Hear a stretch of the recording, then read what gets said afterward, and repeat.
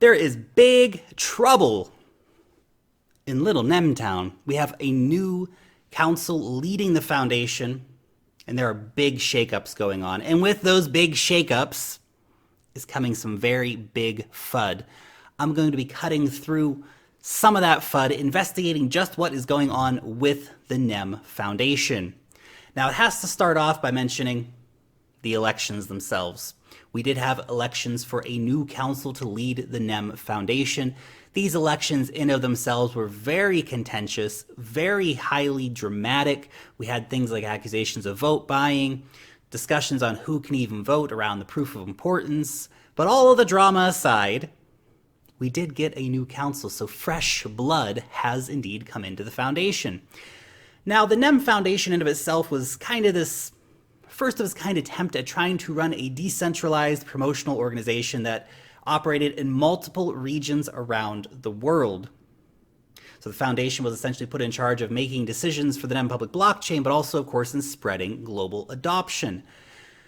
However, all these different regions were empowered to make a lot of their own decisions, which you think, well, that sounds really, really good.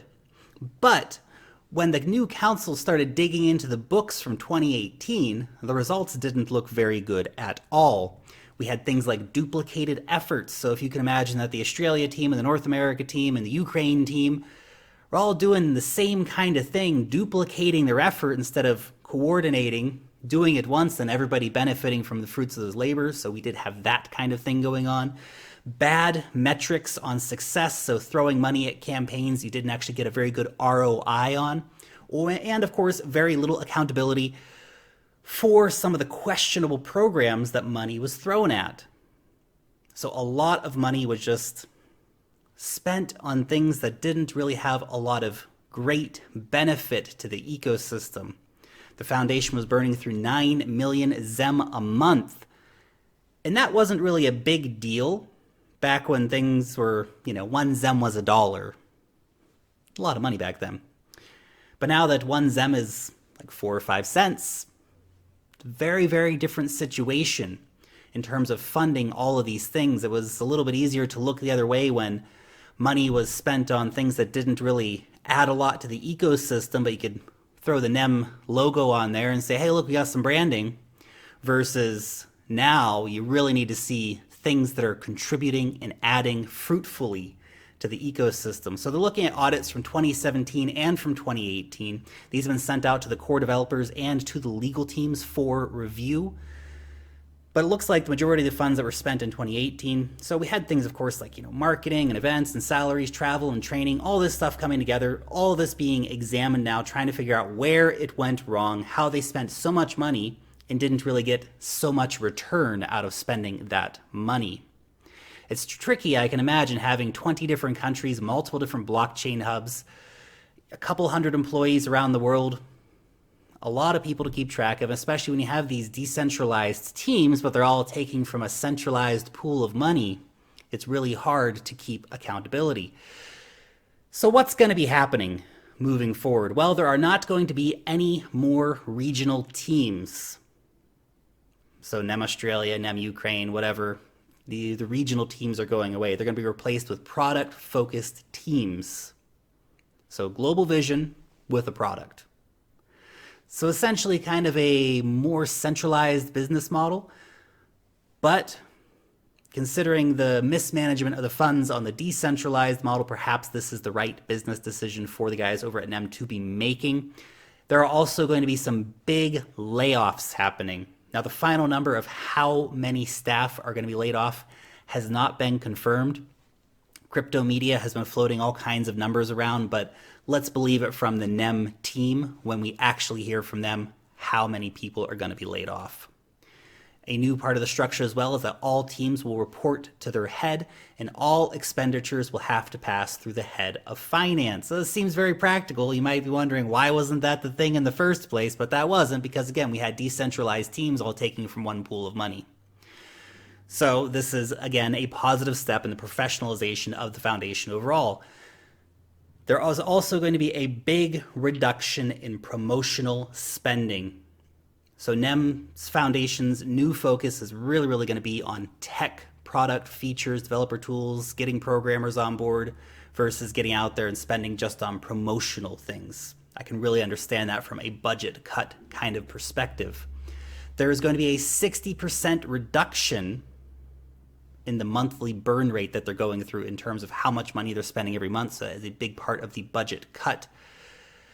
Basically, what they want to see is the ability to be able to support their current headcount and the partnerships and the projects, but a lot of those are going to have to be cut because the funding that they currently have just cannot support the amount of staff, the amount of partners, the amount of projects that they're trying to fund. So there's going to be big cuts happening in all of these. Essentially, they're putting a lot of things on hold. It's the bear market. I'm not surprised to be seeing this happening. The NEM Foundation is intending to put in a request for 160 million ZEM, worth about $7.5 million. Now, this is really important to point out. They're not out begging the community for money. This is a pre-existing fund designed to fund the foundation, but they do have to request to get more money coming in. So it's a process they have to go through to say, hey, look, this is what we're planning to spend the money on. This is how much we need.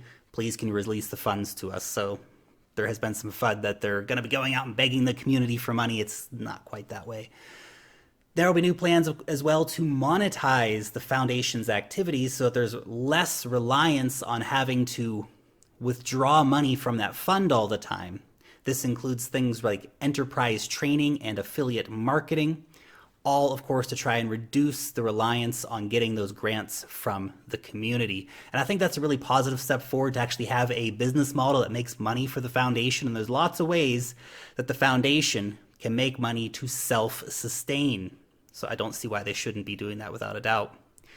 It's also really, really worth noting here that this affects the foundation. This is about the NEM Foundation. This is what we're discussing right now. We're not discussing the platform. Now, obviously, they're linked. The platform is definitely linked to the success of the foundation, but the NEM Foundation is not NEM. Remember, NEM is an open source project. That open source project remains strong. It's got a thriving community, but it will be even better with a thriving foundation at the head of that. So it's really important for, I think, the success of the NEM platform overall to have a very strong foundation, but this does not mean that the NEM platform itself is under threat. There will also be a renewed focus on Catapult. Now, Catapult is the scaling solution for NEM that's supposed to be taking NEM up to 4,000 transactions per second, and this really, really, really needs to happen. It really does. We've had so many promises around Catapult. We've had so many delays. And yes, it's currently running on Median, which is NEM's private blockchain implementation, but we need it on the public chain. Developers want to see it, partners want to see it, the community wants to see it. So it's really going to be great to see that. Now, the NEM Foundation financial situation does not prevent Catapult from moving forward. The core developers are not paid through the NEM Foundation, nor do they report to the NEM Foundation. So there is that separation of powers there. They are paid separately. So that's something really worth pointing out here as well, is that the development of Catapult is not under threat, even though it's great to see the foundation will be putting that renewed focus on supporting the developers to get Catapult out. They're not connected in the way that some might perceive it to be. The foundation is also going to be focusing on business applications, trying to bring in new features to unlock use cases, and they're aiming to have these new business-ready applications ready in the next few months. Partners have been asking for them for years, though, so it's definitely time to get some of these things moved forward. This is an incredibly competitive space, and promises are great, but you have to deliver. So I hope that the new NEM Foundation Council is going to be able to deliver where the previous team hasn't been able to. And while some people might look at all this and go, this is shocking, this is terrible, this is a bad thing for NEM, I don't think so. I actually have a very different opinion of it. And this is not just me being a NEM fanboy. This is me looking and trying to think, okay, what's actually going on here? What's the real situation here? What's actually happening with this foundation? And do the answers that they're giving me seem legitimate? And yeah, I think that they are. I understand needing to cut back budgets. I understand wasting money. I understand having an organization where it's hard to keep an eye on what's going on and how much you're actually getting back from the money you're putting into things. So I really have a good hope that the new council is going to be able to clean house in a way that really needs to be done. And look, it's hard. It's really, really hard to build something when you had so many mistakes made in the past. And to admit that mistakes were made is in of itself a tough choice. And I think it does show the professionalism of the new NEM Council, but it also shows the professionalism of the NEM Foundation overall. We see a lot of cryptocurrency projects that make mistakes, they hide until somebody finds them out. This has not been the case here. This is NEM fronting up to, hey, look, we have budget difficulties. We're going to have some new focuses. We're going to have some layoffs. We've mismanaged the funds. It's not our council's fault. It's the previous council. But still, that's a tough conversation to have, especially in this time in the markets.